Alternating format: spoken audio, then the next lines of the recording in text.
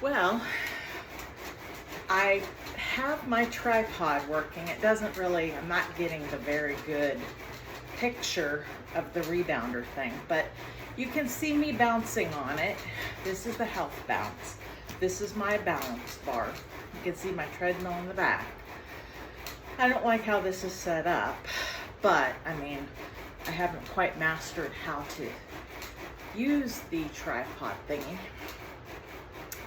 But I try and do this for 15 minutes. Just the health bounce. It's squeaky. So if I had to say, do I particularly like this rebounder? It's a cheap one. I think it was under $100 on Amazon. It's foldable. So I don't dislike it. I haven't actually used another rebounder to know what the bounce feels like in comparison to any other rebounder, but it works for this purpose. For my rebounder challenge, it'll be perfectly fine. But if I end up really liking this rebounder stuff, which I think I will, because it is fairly low impact, and if you work for it, you can really get a good workout on it. Because like I said, right now all I'm doing is health bouncing. You know, my feet aren't even leaving the floor. This is just kind of a walk on it that I do periodically. And I try to do this without holding on to the bar, because I do want to be able to incorporate arms, you know, this kind of thing.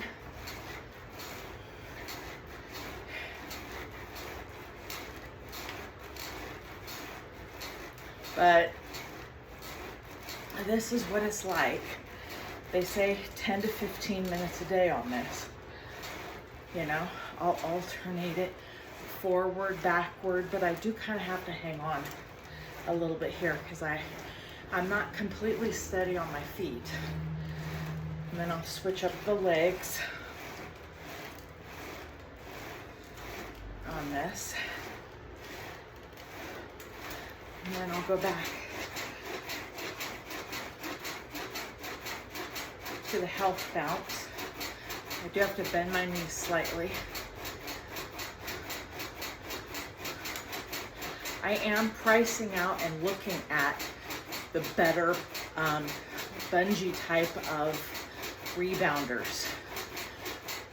So I'm looking at all of the ones like the Jump Sport, Bellicon, there's an Acon, Becan,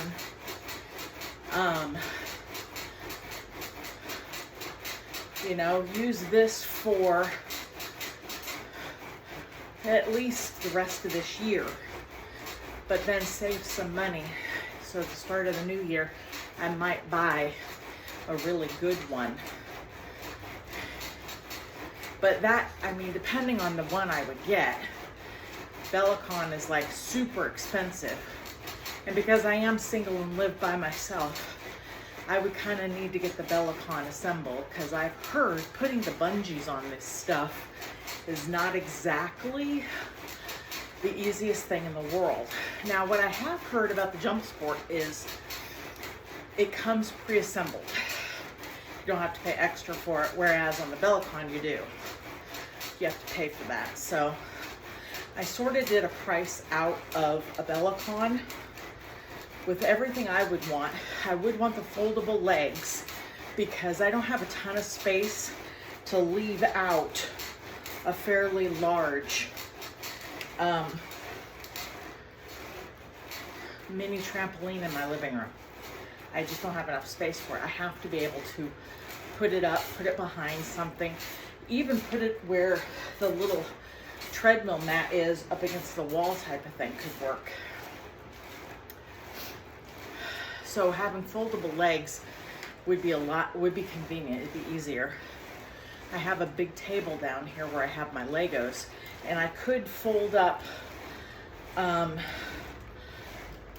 Bellicon and put it under the table. So, but I think Jump Sport might have, no, they don't have foldable legs on the Jump Sport. The Jump Sport has the unique kind of arched legs. but the Bellicon doesn't. I've looked at some others. Some people in Europe who do YouTube videos about rebounding have an Acon. There's a lady in Canada too. So I've looked up Acon, and I've looked up Becan. Becan is a good one, but it's sort of like, if I'm gonna really like this and do this, I don't think I should do another just slight upgrade to what I presently have. It would be, if I like this, I want to do it, just go right to getting a really, really good one, like either a Jump Sport or the Bellicon. Those are the two I'm honestly looking at.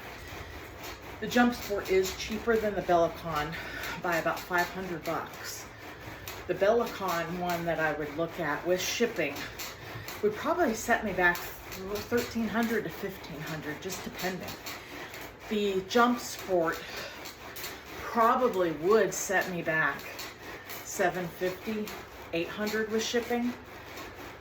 So it is cheaper, but I mean, the $750 investment or $1,300 investment is not a cheap investment. So I do want to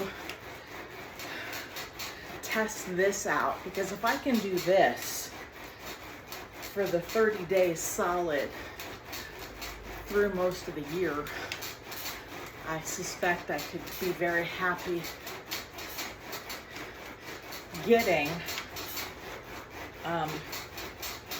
either a Bellicon or a Jump Sport. Now, like I said, I did look at Acon today, and it's much cheaper, but it does seem bigger, and the legs are in such a way that, again, there's no taking the legs and folding them. Which with a small area that I have to think about that. And then the other thing I have to think about, honestly, is what size base. The one I presently have, I don't know how big it is. I'll have to measure. You can't see it, but it's a good jump space on here. I'm trying to do this with my hands free to work on balance better, because my balance is not the best. But I will say, the thing that I'm noticing is the legs feel stronger. They seem thinner, you know.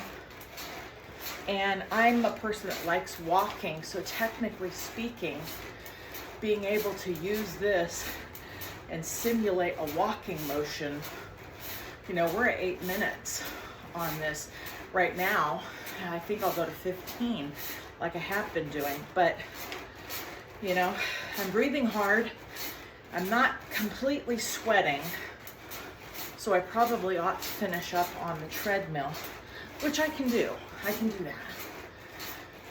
But something like this, I think, is a very good, it's a very good thing to practice. Now, I will say, what I have right now is kind of painful on my knees and my ankles slightly. And it could be because I have weak ankles, weak knees, weak back, or it could be this thing. But it doesn't seem to be stopping me. And to be honest with you, standing up and walking, going up and down my stairs, hurts my knees too. So, you know, of course I don't want to hurt myself exercising.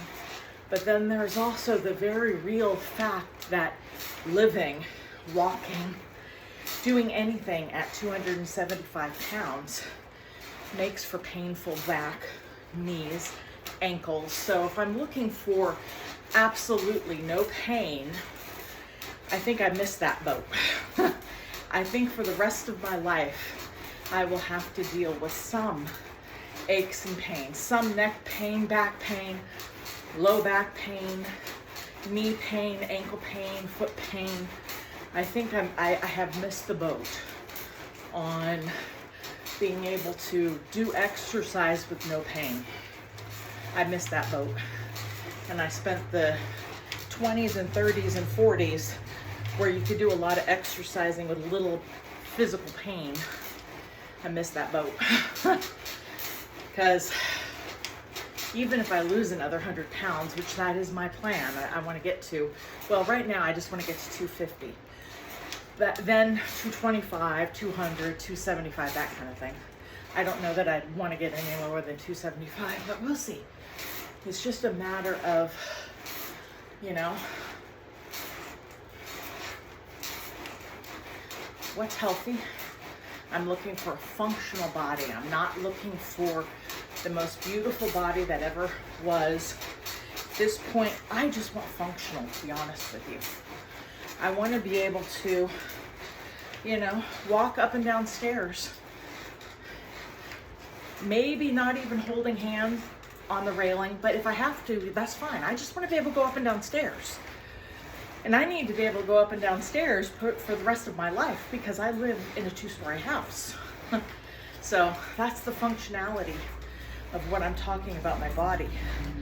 Plus, there's the very real fact that, you know, I'm hoping to retire in about 10 years, you know, 63, 64, 65-ish, just depending.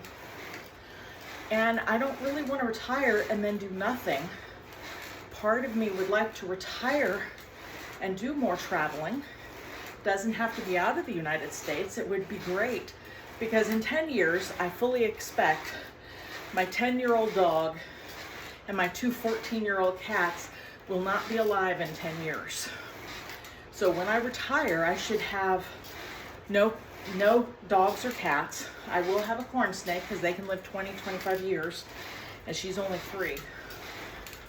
So I still will have her. But let's be honest, corn snakes are a whole lot easier to take care of. If you were to go on a 5-6 day a week vacation, you feed your snake before you leave and then just have somebody make sure the lights go on and off. And even if it's on a timer, but to check to make sure things are okay.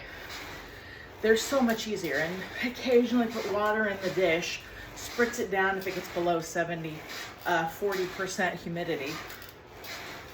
It's easy to take care of them. Dogs and cats are a little more complicated.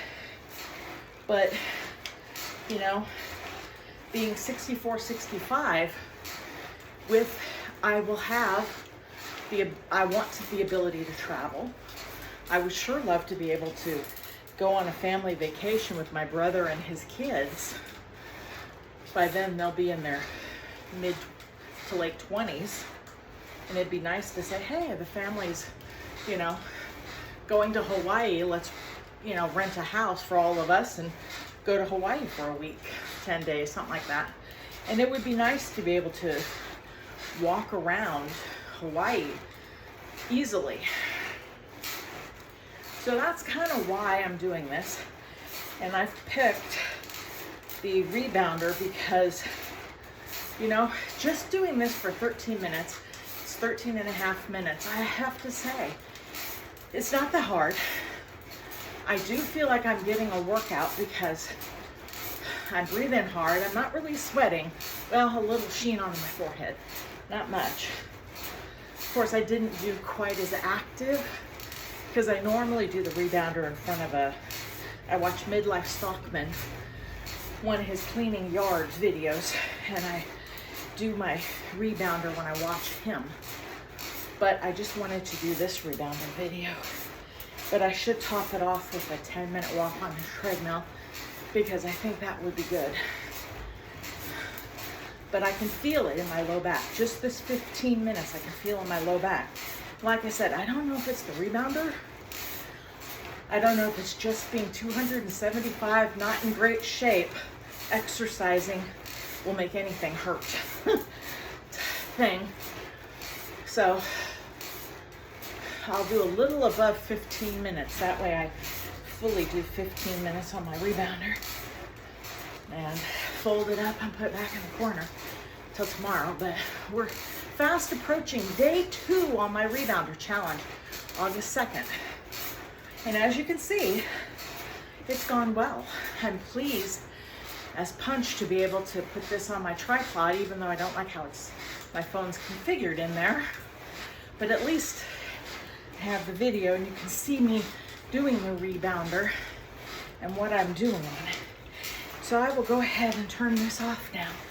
Take care from Julia Carroll in my 2026 weight loss challenge, but specifically my August rebounder challenge. Every day in August, I'm going to do the rebounder for 15 minutes. Take care. Bye-bye.